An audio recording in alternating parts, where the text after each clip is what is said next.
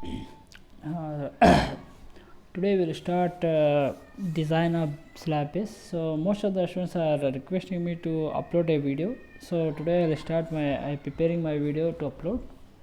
So here we try to understand what do you mean by slab base and what are the elements of the slab base and how you design this slab base according to code. So in this first video I only try to explain you about the elements and what you mean by slab base, why slab base is required. That is the main concept you have to understand from this video. So what do you mean by slab base? Here some theory parts is written that I read, then I will go for a explanation in the general format. The column are supported on the column bases. The column bases transmit the column load to the concrete or masonry foundation blocks. The column load is spread over large area and concrete or masonry blocks. The intensity of bearing pressure on concrete or masonry is kept within the maximum permissible bearing pressure. Now try to understand about this concept. This is given in a easy format or easy sentences, or we can say in a simple words. So what do you mean by base? So I just give the example of reinforcement concrete column, and I give the example of isolated column footing. Now if you think about isolated column footing, which is we already studied in the 5th semester. So column reinforcement consists of two types of reinforcement. One is main reinforcement and vertical strips, or you can say lateral ties. Similarly, if you go for footing reinforcement consists of main bars only. It may S direction or Y direction, or you can say in longer direction as well as shorter direction. Now what is the difference here? Here what happened, the column reinforcement is connected with the footing reinforcement. It is connected with the footing reinforcement. What happened, the column load will be spread over the footing area, but when you go for the steel structures, maybe column consists of I section or it may be consists of angle section. Now the surface area is very less.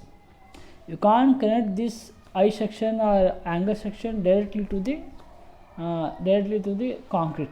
So that's why we providing a base which is in between concrete pedestal and in between concrete pedestal and column. What happened, the column is connected to the base plate. That base plate having some area, that is we can say more area to spread the load. If you do not spread the load, what happened, column will be fail easily, because what happened, the column load should be transmitted to the base, then from the base it transmits to the foundation, or you can say concrete pedestal without failures. So it means that column base is required to transfer the column load to the concrete base. This is the main concept to understand that, because column is not having such much area like reinforcement or RCC columns. It is having very less area, but it is very stronger to carry the load. So that's why what happened, we have to take the steel column which is connected to the base.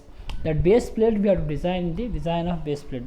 The base plate, the base may be it having two types. Actually the base we have two types here given. The column footings are of two types, that is we say base, slab base, gazetted plate. Grilage foundation is there, but there is no in your syllabus. The grilage foundation is not in your syllabus. I will discuss only slab base and gazetted plate.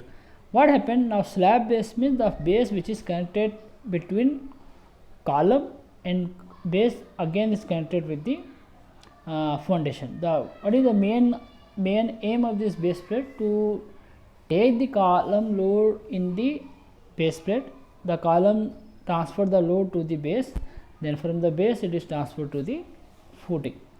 Now we try to understand what do you mean by slab base and gazetted base. So bases, slab base, gazetted base. So here we are showing one small diagram. In this diagram you can understand, when you see from the front side, this is, you can say, front view of the slab base. So here what are the different elements you can find here? We can see, we can find the one single column. So column is consists of I section.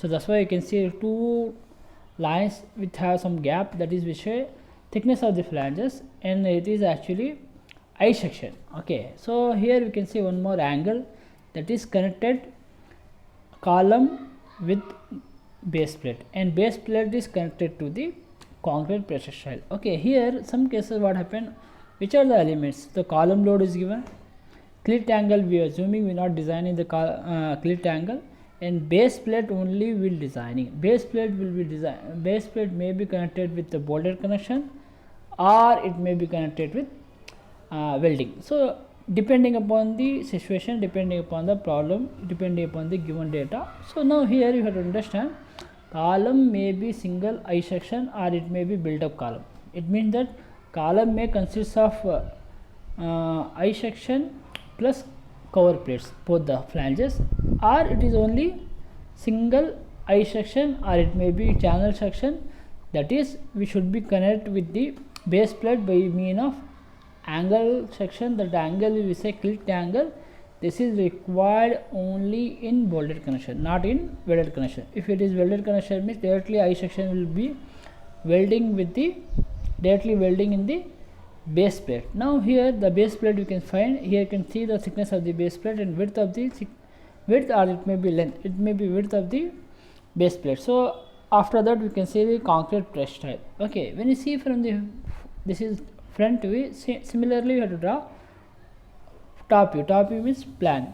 When you see the plan, you can say I section, we can see the thickness of the angle section which is connected with the column, and horizontal portion of the console. Here you can say this is actually I section, this is angle, and this is base plate, and last block which is shows is this concrete press style. This is about your design, this is about your what is the mean of slab base. And I think actually I'm thinking we have to understand from this diagrams and explanation, this is required.